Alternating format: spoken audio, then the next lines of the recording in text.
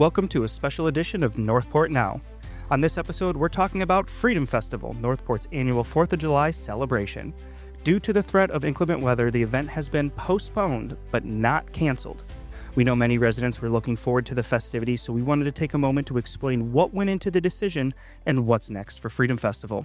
Joining us is Kim Lencki, Community Partnership and Engagement Manager with Northport Parks and Recreation, to give us a behind-the-scenes look at how this kind of decision is made and what it takes to move a large-scale event like this to a new date. Kim, thank you for joining me. Thank you, Cody. So why was the decision made to postpone Freedom Festival, and what factors kind of go into making that call? Sure.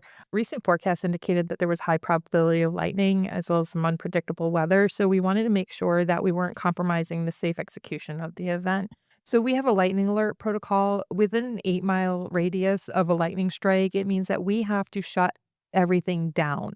And everything has to stay inactive for 30 minutes. That means anybody that's inside the stadium will need to exit and go to their cars. Anybody outside, again, need to exit, go to their cars.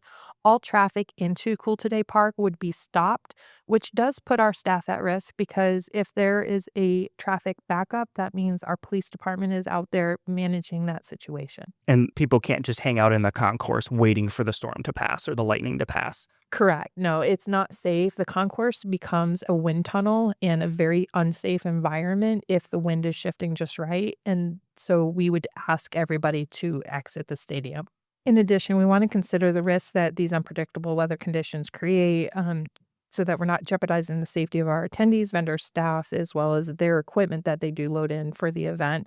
As well, there's already wet conditions that will impact the use of the field, the plaza, where we have our kids zone, and the overflow parking, just making really unsafe conditions.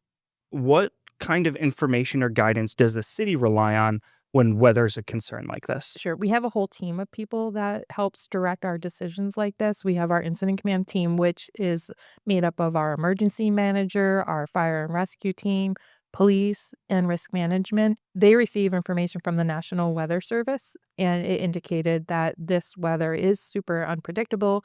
And because of all those factors, we decided to make this decision. Once the decision was made, what went into choosing the new date for the event? Yeah, so we work with a number of partners and our key stakeholders in the event to make sure that we find a date that works for everybody. So Cool Today Park, our live entertainment, and other vendors all were contacted, and it was just decided that August 30th would be our new date. And that's to make sure that it was for everyone. Yeah, we want it to be seamless, and we want to make sure that everybody who we initially had participating can participate moving forward.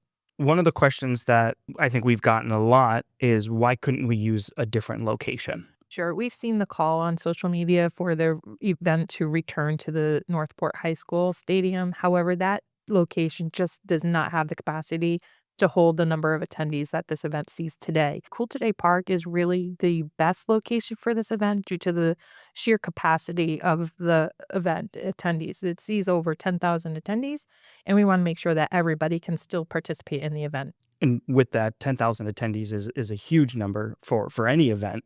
What are some of the biggest challenges when rescheduling an event of this size? Sure. You have to make sure that all your stakeholders can still move forward. We had to contact over 16 food truck vendors, 21 sponsors, and then 19 merchant vendors and local nonprofits to let them know that we are moving the event. As well, we had to coordinate all of our staff. So that's the Parks and Recreation staff, our volunteers, that's over 30 people.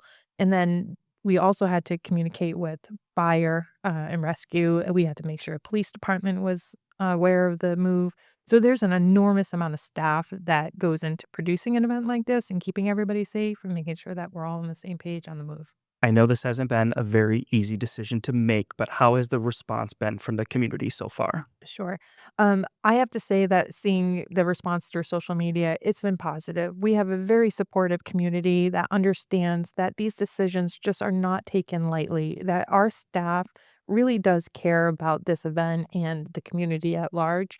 So when we make a decision, we really look at all angles and aspects to make sure that we are making the right decision for our city and for our community. We appreciate that our community is as passionate about this event as we are, and it shows in all the support that we have received. What is the new date now, and what can attendees expect when it returns? Sure. The new date is August 30th, and that is over Labor Day weekend. We chose that date because it was available, and it also offers the community to still have a chance to come out and play with us, if you will. What they can expect is the same Freedom Festival event, just on a different date. So it'll have a high expectation of family fun, local entertainment, and the fireworks for sure. Absolutely. Thank you again, Kim, for joining me and shedding some light on the process behind one of Northport's biggest community events. We hope to see you out for the rescheduled Freedom Festival. It's still going to be an incredible night filled with fun, food, music, and fireworks. For the latest updates and event info, visit northportfl.gov/Freedom Festival and follow the City of Northport and Northport Parks and Recreation on social media.